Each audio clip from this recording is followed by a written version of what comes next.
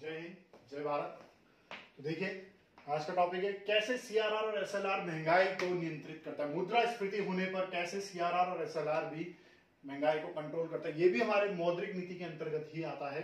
थोड़ा टुकड़ों में बांट दिया ताकि स्टूडेंट्स आसानी से हर वीडियोस को पढ़ सके। ज्यादा टाइम नहीं लेना चाहता हूं बच्चों का, लेकिन बहुत शॉर्ट समरी के रूप में और सरल भाषा में आपको समझाना चाहता हूं। तो देखिए कैसे सीआरआर और एसएलआर महंगाई को नियंत्रित करता है। तो ध्यान से देखिएगा, सीआरआर और एसएलआर दोनों के दोनों आपके रिजर्व होते हैं। और रिजर्व कितने होते हैं मैं आपको बता देता हूं। तो सीआरआर इस समय तो चल रहा है 4.5% के आसपास चल रहा है और आपका एसएलआर 18% के आसपास चल रहा है। मतलब ये है, जैसे मान लीजिए एसबीआई है, पीएनबी है या कमर्शियल बैंक्स हैं जी, इनके पास आज 1 करोड़ रुपए का डिपॉजिट है। टोटल डिपॉजिट, जमा पूंजी जो भी है वो 1 करोड़ है जी। अब उनको 1 करोड़ में से जो 4.5% आ रहा है वो उनको आरबीआई को कैश की फॉर्म में देना ही देना है। तभी तो आरबीआई कोई ना कोई रूल चला सकता है, उनके ऊपर कोई तो कंट्रोल होना चाहिए ना उसका। तो 4.5% मतलब 1 करोड़ का 4.5 अगर आप निकालेंगे तो 4.5 लाख, ये तो आरबीआई को देना ही देना है। और उसके अलावा जो 18% है 1 करोड़ का, अगर आप 1 करोड़ का 18% निकालेंगे तो 18 लाख, ये बैंक को अपने पास रखना है, कैप्ट हिमसेल्फ। अब बैंक को 18 लाख तो अपने पास रखना पड़ गया, 4.5 लाख उन्होंने अपना रख दिया। और कुछ बैंक अपने पास और एडिशनल भी रखता है, एडिशनल मान लेते हैं रख लेगा कुछ ना कुछ। इट विल बी अराउंड, थोड़ा अगर हम सरल करना चाहें तो इसको हम कर लेते हैं 7.5 लाख उसने अपनी तरफ से अपने पास एडिशनल रिजर्व कर लिया। वो नहीं चाहता उसे अचानक से कोई शॉर्टेज हो फंड्स की, कोई रिस्क नहीं लेना चाहता। तो इस प्रकार बैंकों को सीआरआर और एसएलआर के रूप में रिजर्व करना ही करना है। ये 2% करने ही करने हैं रिजर्व, ये उसकी इच्छा है। It can be, it's not mandatory. मतलब ये 7.5 लाख या जो भी प्रतिशत उसने रिजर्व किया है वो उसकी मैंडेटरी, वो उसकी इच्छा है। तो मान लेते हैं पूरा का पूरा टोटल इन्होंने रिजर्व कर दिया 30%। तो 30% उसने रिजर्व कर दिया।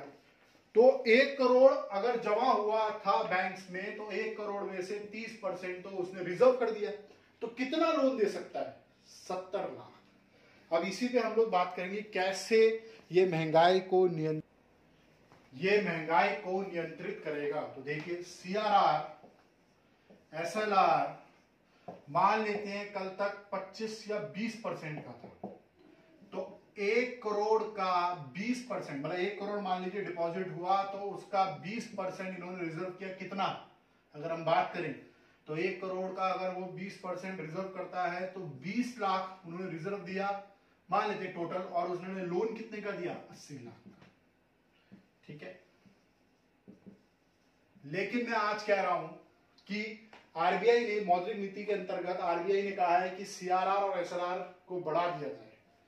तो मान लीजिए इनको बढ़ा के मोटा मोटा बैंक ने 30% कर दिया है। अब 1 करोड़ की जमा पूंजी में 30% मतलब 30 लाख उन्होंने क्या किया? रिजर्व। और अब वो लोन कितना देंगे? 70 लाख। तो अब आप खुद समझिए, अगर लोन अगर पहले की अगर हम बात करें जब 20% था तो आरबीआई ने जब बढ़ाया सीआरआर और एसएलआर को, या उन्होंने अपनी इच्छा से रिजर्व बढ़ाया, तो उससे पहले अगर 20% था तो वो लोन 80 लाख का दे पा रहे थे।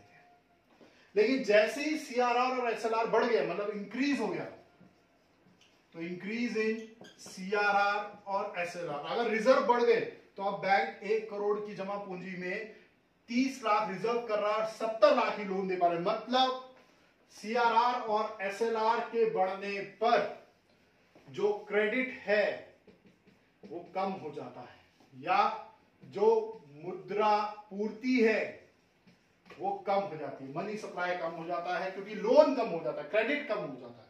अगर लोन कम होगा तो जो लिक्विडिटी है, तरलता है या कैश है पब्लिक के पास, पहले से कम हो जाएगा। बिल्कुल सही, पहले से कम हो जाएगा। अगर पहले से कम हो जाएगा तो लोगों की परचेजिंग पावर ऑफ पब्लिक, तो लोगों की परचेजिंग पावर, खरीदारी पहले से कम हो जाएगी। जी हाँ, अगर वो सामान कम खरीदेंगे तो जो गुड्स हैं, प्राइस ऑफ गुड्स की कीमतें पहले से कम हो जाएंगी और इस प्रकार इन्फ्लेशन या मुद्रास्फीति कंट्रोल हो जाएगी। आई होप आप सबको समझ में आ गया किस प्रकार मुद्रास्फीति को नियंत्रित किया जाता है। लेकिन मैं इसको उल्टे में भी समझाना चाहूंगा। कैसे? मान लेते हैं अब डिक्रीज हो गया, इसको उल्टा कर देते हैं हम, decrease in CRR and SLR। Story को उल्टा कर रहे हैं हम, तो ध्यान से समझिए। तो देखिए, अगर CRR और SLR पहले से कम होता है तो क्या होता है।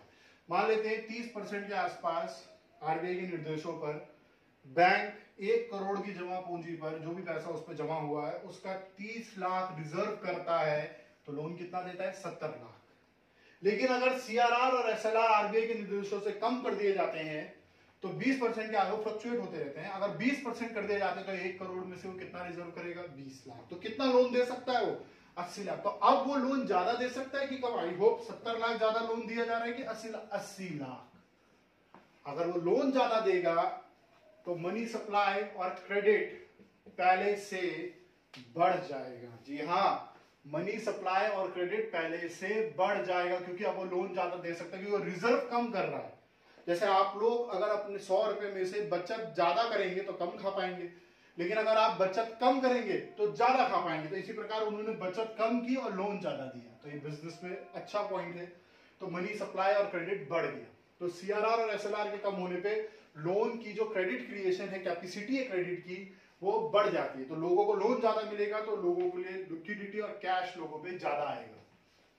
तो जनता पे अगर लोगों को लोन ज्यादा मिलेगा तो उन पे कैश रहेगा, कैश रहेगा तो उनकी परचेजिंग पावर जनता की बढ़ जाएगी। चाहे आपकी जेब में पैसा नहीं है, लेकिन जैसे हमारे मान लेते हैं मिश्रा जी हैं, मिश्रा जी के पास पैसा नहीं है लेकिन उन्होंने लोन लिया। अब लोन लिया तो कहीं जा रहे थे, उनको कुछ पसंद आ गया, उनके परिवार वालों को कुछ पसंद आ गया, तो पैसा है उनके पास क्योंकि उन्होंने लोन ले रखा है, उनको पता है कि लोन सस्ता मिल रहा है, तो वो लोन लेके बैठे हैं। तो वो कोई ना कोई चीज खरीद ही लेता है इंसान, तो वो खरीदेंगे, लेकिन लोन नहीं होगा तो नहीं खरीद पाएंगे। तो आप समझ गए होंगे जब जेब में पैसा होता है तो इंसान कहीं ना कहीं खर्च ही देता है। तो उस प्रकार परचेजिंग पावर जनता की भी बढ़ जाती है, बढ़ जाएगी तो लोग ज्यादा खरीद रहे हैं। तो अब दुकानदार से लेके इंडस्ट्री जो भी अपनी प्रोडक्ट्स बना रही है उनकी कीमतें क्या कर देगी? बढ़ा देगी, क्योंकि डिमांड ज्यादा है, बढ़ा देगी। तो इस प्रकार क्या कंट्रोल होगा? डिफ्लेशन, जो गिरावट आ रही थी वो कंट्रोल हो जाएगी। तो ध्यान रखिएगा, being a student of economics and being a teacher of economics, आप सबको पता होना चाहिए कि इन्फ्लेशन से ज्यादा घातक होता है डिफ्लेशन। ज्यादा दरें भी गिरना, ज्यादा वस्तुओं की गिरावट होना भी देश को आगे नहीं पीछे लेके जाता है। तो ध्यान रखिए, ये वो टॉपिक है जो आपको समझना चाहिए था। जो भी डाउट्स होंगे आप लोग पूछ सकते हैं। Thank you.